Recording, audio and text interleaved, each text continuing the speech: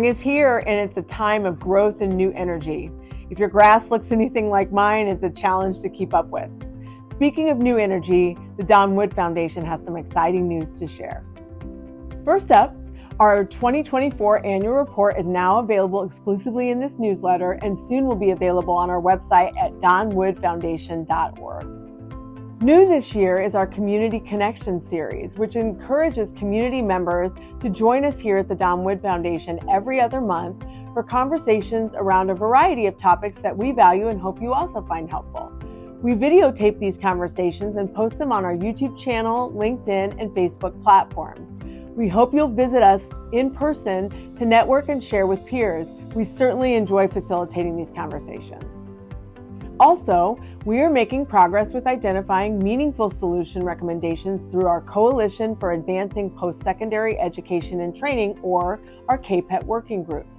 Representatives from 11 counties surrounding Allen County have been meeting monthly, each with a distinct focus, yet all share a common goal. Our research last year showed us that high school and college students, along with adult learners, all face barriers to obtaining credentials of all sorts, both financial and non-financial. We're now visiting each county in the region, seeking input from the community about ideas and suggestions for addressing the post-secondary attainment challenges. By the end of May, we're proud to report that we will have visited 9 of the 11 counties. Did you know we formed a Manufacturers Council in 2024 and hosted our first meeting in summer of last year? It's an intentional effort to build relationships with manufacturers from the 12-county region that we primarily serve at the Don Wood Foundation, and we wanted to provide a space for them to discuss relevant issues and to network with peers. We have representatives from the 10 of the 12 counties representing the council currently. Our hope is to learn about their workforce needs and concerns, along with sharing useful information that affects them with the implications of our research, changes in high school graduation requirements, work-based learning, and more. Not long ago, we also honed our donor intent, which refined our grant-making priorities to include 1, 2, or 3 of our 3 focus areas around leadership, entrepreneurship, and advanced manufacturing. When we think of leadership, we think of Don's commitment to lifelong learning and the development of the whole person. That was really important to Don Wood.